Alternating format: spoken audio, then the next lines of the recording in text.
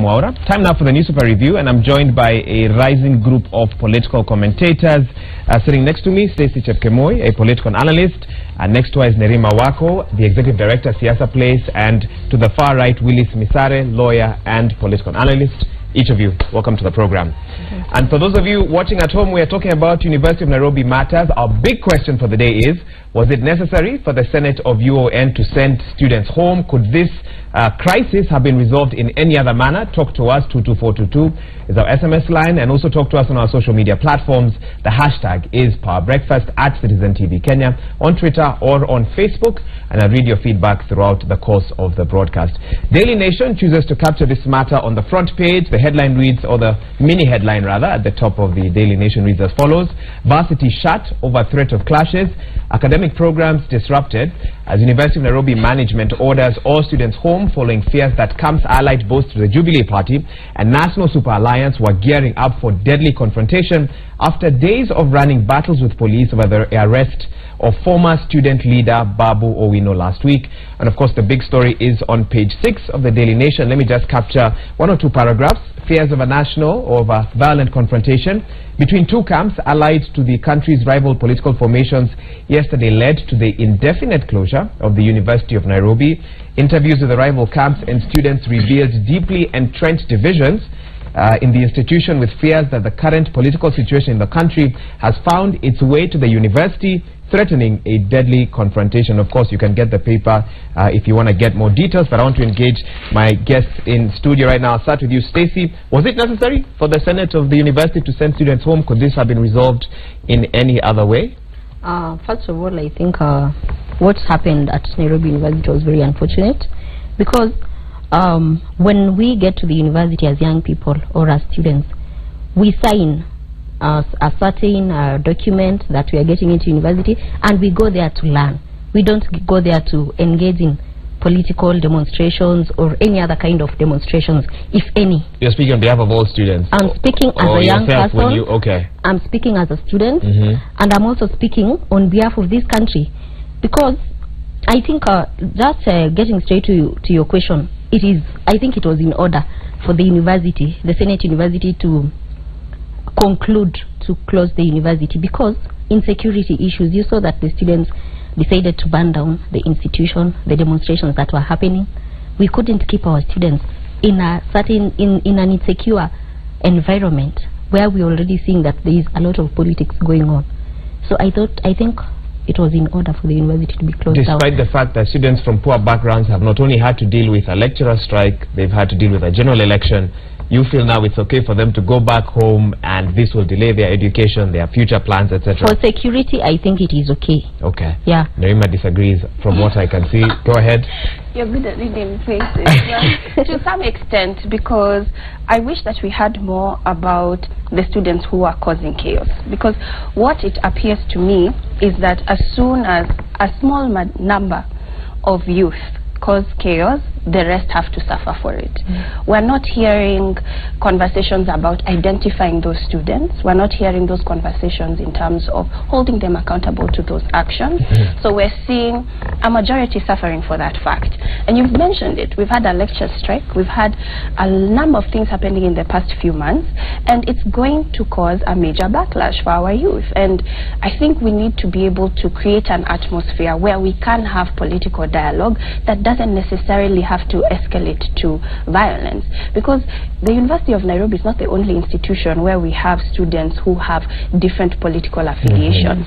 We have to be able to, conversate with one another without necessarily fighting each other, and that's something that we should be focusing on and encouraging young people to engage in. So to bring you back to my question, in your view, was it necessary for the school to be shut? Not at the moment. No, I do not think Willis? so. I think that was very unnecessary. Okay. If I might just put it into perspective and start from where my sister left. Which sister? The first. Okay, yeah. Just for clarification purposes, go ahead. So to start with, the first thing she said is that we go to university to learn and not to demonstrate or take political sides, and I think that's a very wrong notion. Looking back into the history of this country, had leaders like Orengo and Mwite and everybody else chosen to take a back seat and learn during their days in university, perhaps it'd still be under the KANU rule. So students are adults with the rights to vote, rights to demonstrate, rights to picket, rights to have political sides. And this has always happened in our university in a very peaceful atmosphere. To now try to cloud or to mix the situation at the university with the politics at play would be to lying to ourselves. These people have always played this partisan politics all along in campus. We have to tell ourselves where the problem is. And we have to squarely blame. Because when the IG came on television on Sunday, he talked of the university having invited them into the university. That's right. A situation that was not denied but was rather confirmed by the Vice Chancellor. And I believe that there are certain lines that must be drawn. Students demonstrate daily, or not daily, or on several occasions. A situation, one of the videos going around, for example, is something that happened when I was in Moi University School of Law, but it's now being mistaken. Although people are claiming it's recently, yes. Because when students demonstrate, your work is to contain the demonstration. When people retreat into their halls of residence, then what happened cannot be justified in any way. How, if you were given a chance to advise the management yesterday, what would you have told them? I would have told them that by closing the university, they're simply postponing a problem. Because these students have gone home and they're saying when they come back, they'll have to still sort that out. And they're now calling for the Vice Chancellor to go for mishandling the situation. And I think to a very great extent they are right. To the extent that the Vice Chancellor admitted to having allowed the police, in the name of getting out thugs, whom they could show as the thugs they got out, into the halls of residence of the students. Stacey, how does national politics find its way to universities? Let's compare, let's look at the East African narrative, right? Right now we're seeing a lot of political upheavals in Uganda, in Tanzania, in other parts of East Africa. Yet in Kenya, our national politics finds its way to our university. Our leading top university is now shut. How does that happen in this country of ours? Before I get to that, let me respond first to what my friend talked about. Is saying that students have their right, they have their right to picket and to demonstrate and to do all those things. I've been in university myself. I was a student leader at Maseno, but we always had issues with the university. We had so many issues compared to even what is happening in Nairobi University, but we didn't get to a point of starting chaos, burning down the university, you know, getting into those rowdy, you know, it is uncalled for. What circumstances do you think were different from Maseno to University of Nairobi that led to... The circumstance is very clear. The kind of leadership, the student leadership that is there. We had very sober student leaders compared to what we are seeing in Nairobi University. Okay. We've had, like in Nairobi University, we've had Babu for, I think, 10 years now, or how many years being a student leader. He is now enjoying his salary, while poor students who are supposed to study are now at home. Okay. We hear reports that the University of Nairobi, SONU, has two factions. So I don't even know which leadership now you're calling poor of the two rival factions that are there. I think the Babu-led one. Okay. Yes. Okay. Well, we'll come back. We don't always have to resort to fighting or demonstrating or getting into very rowdy situations when we have other means, diplomatic means of solving our problems. And you see, where this issue of demonstration at Nairobi University started is when the NASA demonstrations came in. Nairobi University didn't have, they had not organized any other form of demonstration. It started when the political demonstrations came in. Okay. And where did students have to... At what level are students allowed to express their democratic right, which they are allowed to, you know? Where should that have ended in your fair view? I think they ought not to have come to the streets. Okay. They would have just addressed their issues within the university. And I think the university administration and their lecturers and the management can sit down and listen to them. There are so many structures, there are so many institutions within the university that students can use to relay their problems, to talk about their issues, to have their matters addressed, not necessarily going to the streets. Okay. Nerima? Yeah, the question that you asked is how come in Kenya it's in the university? Yes, well, our national politics goes down all the way to our universities. Yeah, well, we have to look at the history of our politics. Even if we look at our leaders right now, there were student leaders in that same university, from James Orengo to Miguna, Anyang' Nyong'o, name it. And they started with even protesting in campus. And so when you have the history of our politics starting from that campus, it's very difficult to separate the two. And so a lot of times when we see young student leaders, such as Babu now, who is now an MP, starting off in the university, You know, it surprises me that we're asking that question. It's because that's where we crop that leadership from. And we normally talk about campus politics is the first time that youth go and vote, and they begin to understand that tribal and ethnic voting blocks and what it means and the power of voting in groups. That's where it's learned consistently, and it's unfortunate because that's supposed to be the educated crop of our country. Yet that's where we think like this, and then we go to our villages and then we encourage those at home who are not educated to vote in the same lining. So if we want to change the politics of our country, we are going to have to change our campus politics, and there's no other way about it. If a man or a woman is only as good as their foundation, and this sort of politics is the foundation for our future political leaders, what can we expect from this crop, from the group that we saw yesterday doing press conferences? How paint our political future for us as we speak right now? What does it look like? Sometimes it's worrying, sometimes it's encouraging, because you see people like Stacey who were in student leadership, but they're doing very well. But then you also have those individuals who were in student leadership, and you're wondering how they have managed to even be in seats of power at the moment. So you wonder what the population or the public is voting for. Is it their interests at heart, or do we just go for the loudest vessel? Willis, do we just go for the loudest vessel?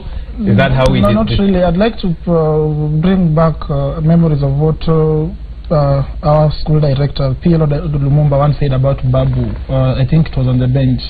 That in campus, there's to an extent that having firebrands help. There's a way that that's how campus politics has always been played out. We have some very intelligent and reasonable people, but when you're dealing with students, I don't know what gets into them. The idea that you have to really act tough. So you come into mainstream politics and realize the nature of how serious things should be, and they mellow down, they tone down on their talk, a lot of things, and they become reasonable leaders. And I still insist, I think you are mixing up issues. The current demonstrations at UN had very little to do with the NASA demonstrations, as Stacey tried to say. There was the arrest of Babu Owino over alleged hate speech, which is what triggered what's going on at UN now. It didn't have anything to do with the NASA demonstrations. Even though, and this is a clear headline in the Daily Nation, there are fears that factions within the university, one supporting Jubilee, the other supporting NASA, could go out on the street to support their different camps, whether on Monday or Friday. It's not the first time that you're having factions in campus politics, especially in UN. Secondly, that's why we have the police. For instance, what's going on in Nairobi, we discussed this last time, where we have the so-called Nairobi business community coming out to address the press and say, we are going to protect our businesses. While we know for you to hold a demonstration or any form of picketing, you have to notify the police, not necessarily to get their permission, but to tell them what's going on. Then it's now the police to demarcate areas for people who want to demonstrate and everything. So to say that there are factions within the university, and that's the reason for closing down the university, it doesn't just cut. Okay, it doesn't work for you. Yeah. Thank you to everyone who's writing in, 22422. Let me read one or two of your SMSs. Mugala from Ikolomani says, it was not necessary to close down the university, especially for those who had just been admitted. The VC should be, or the order should be revised rather. While Mungo says the main cause of fires, in, I guess, uproar in schools, drugs, cartels in and outside of the schools, and I think, okay, Matiangi should know about this. Okay, I'm not quite clear on that point. I'll read some of your other SMSs when they come in. Talk to us, 22422, and we are asking you, was it necessary for the Senate of the University of Nairobi to send students home yesterday? Could the looming crisis or what have happened yesterday have led, or could other decisions rather have been made to sort out that particular situation? Let me come back to you, Stacey, and find out from you. Yesterday we saw two different factions of SONU giving different press conferences, leading some to question whether politicians are using different groups within the school for their own agenda. Is there any truth to this from where you stand, and you've had experience with student leadership before? There could be a lot of truth about that, because most of the time, you see, when we are young leaders, we really want to get to the limelight. We really want to be known so fast, and we end up seeking out or looking for politicians for funding. So is it the students looking for the politicians, or is it the politicians looking for the students? It is a two-way. It's a two-way, okay. At times you find students looking for politicians for funding, for money, to even get to those press conferences, to mobilize other students to demonstrate together or to come together. Money is at play in this country's politics. I ran for Senate in Bomet County in the 2017 elections. Okay, 2 months ago and or so. not 2 months ago. the nominations. I didn't. Oh, get the to nominations. ballots. Okay. Yeah. Okay. And money gets to play. You must give money for you to be heard, for people to even listen to your ideas, for people to even give you 5 minutes of their time to tell them what you want to do for them. So it is a two-way traffic. Politicians will always go to look for these students because they want to achieve a certain mission, and the same students also have the urge to relay or to even get to the public and air out their views, you see, for them to be heard. So it's a two-way thing. It's a two-way thing. And I don't think that is going to change anytime soon in this country. Okay. Because the kind of background that we have, if we are watching Parliament and we are seeing our leaders fighting, abusing each other, we will always, if I'm looking up to Babu if I'm looking up to Babu, if now Stacey is saying, I want to be like Babu, and I see Babu abusing the president, or I see Babu demonstrating, or even doing funny things, I will also do those things because I want to be like Babu. So it's a two-way traffic. It's a two-way situation where politicians want to get their mission achieved by using young people. Okay. And what happens to the most desperate ones are the ones that are in university because they don't have jobs, they need money. This is Nairobi. You need to pay your rent. You need to take your girlfriend out. You need to do so many things. So if a politician comes and gives you 20,000 shillings, you will take it. Nerima, we have talked about two parties in what should be a three-party discussion. We've talked about student leaders, we've talked about politicians, but we've not talked about the majority who are students who are not student leaders and they are not politicians either. They just want to study. Where are they? What happens to them in the midst of all this that's happening? Because I feel that they are the ones who will be most affected by the closure. Yeah, definitely. And it falls back onto their leaders because they're the ones who are supposed to represent them as the majority. But when you have the wrong leaders representing you, of course, your opinions or your issues are not going to be heard. And a major problem, I think not just in student politics, it's in Kenyan politics as well. When you're talking about press briefings from the same party, but they're different fractions, we've seen that in political parties. I can name a few. I can name quite a few. But I think in Kenya, what we need to understand is that not everybody is going to agree with everything in your political party. But because you're in that political party, you have to follow suit. In Kenya, what we have is when people disagree, they walk out. In fact, they openly show you that they are disagreeing. We even saw it during Moi's time, even when Saitoti walked out when he was upset. You know, so that's something that is common, and it's something that we have to learn. And that's why we have the issue of party hopping. People don't have loyalty. They don't have loyalty to their parties because they don't understand the ideologies in that party, which are supposed to face the very issues that you're standing for. So when you have that, when we don't have the foundation to be able to understand that, it's not surprising to me to see that we had two fractions having separate press briefs and having separate messages. It's confusing. It is. Willis, just finding out from you, the Independent Police Oversight Authority, just following up with with what she's spoken about, yesterday asked students who may have been affected by last week's alleged allegations of police brutality to make their way to IPOA offices to write a statement or something of the sort. Is IPOA really carrying out their mandate? Could they have come up with alternative ways of addressing this? Could they have sent investigators to the university? Could they have opened a mobile unit at the university? How would you rate that release that they sent out? It's that season now where a lot of very poor decisions are being made in this country. So you described yesterday's memo, their message out yesterday as a poor decision? It's a poor decision. These are students who are hurt. Some are still in the hospital. You have proof of that, or you think so? I think some are still in the hospital, because when the VC himself talked, he talked of one of them who was seriously hurt on the leg, who had to undergo surgery, I think, yesterday.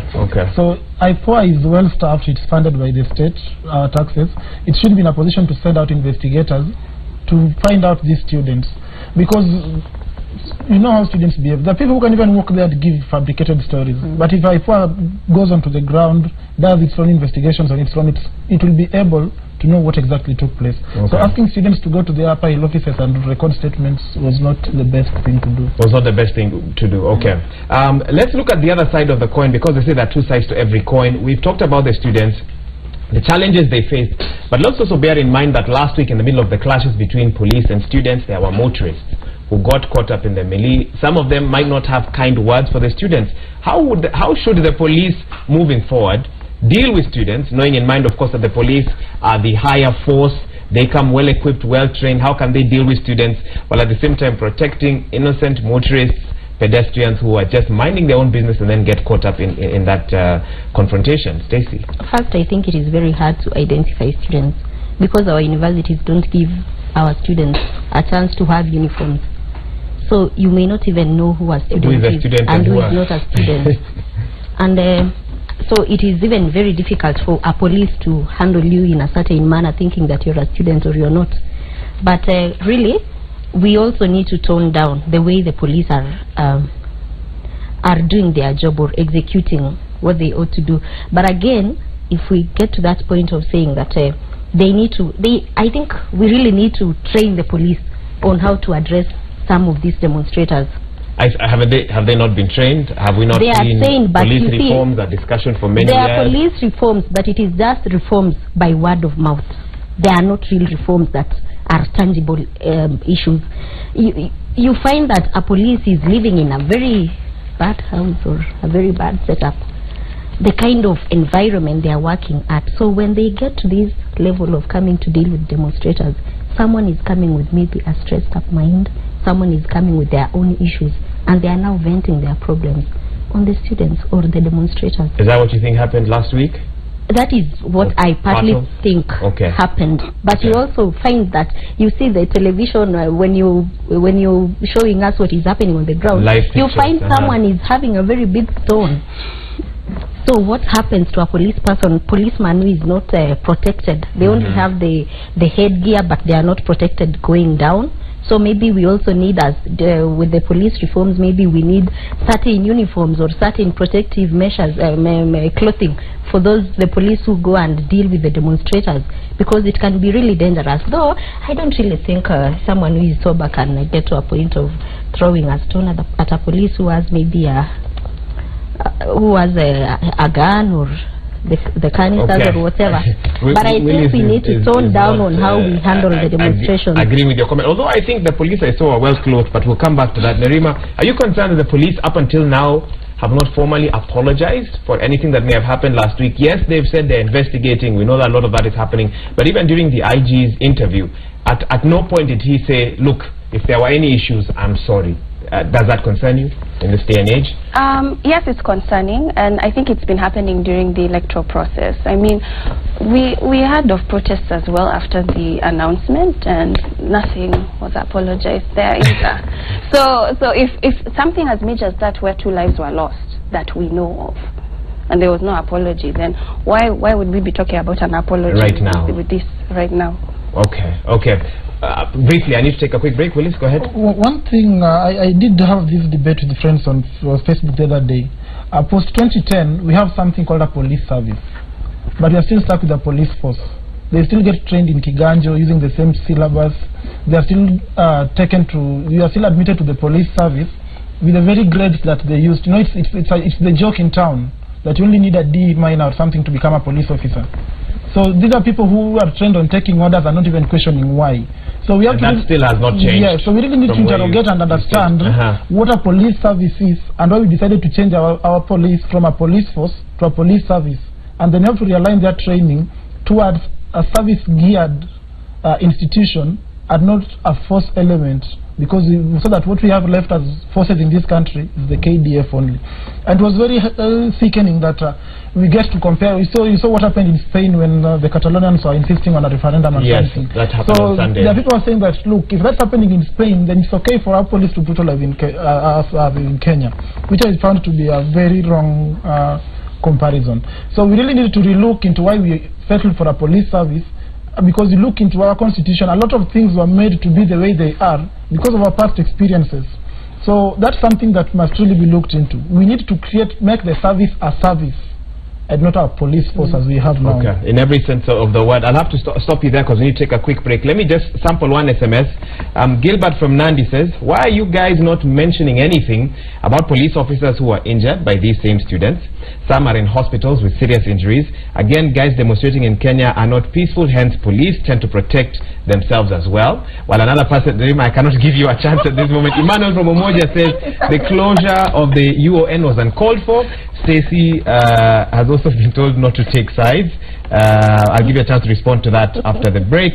And Jane Teach says, Mr. Mwaura, students and politics, especially during election period, is as old as this nation. Infiltration of student communities was happening even in the 1970s. Political class is always using students to achieve their ends. I was affected in 1979 as a fresher 1 month into admission. During the transition to the Moi era, instant closure is the safest thing for our community. We'll talk about these SMSs and so much more on the other side of this break. You're watching the Power Breakfast.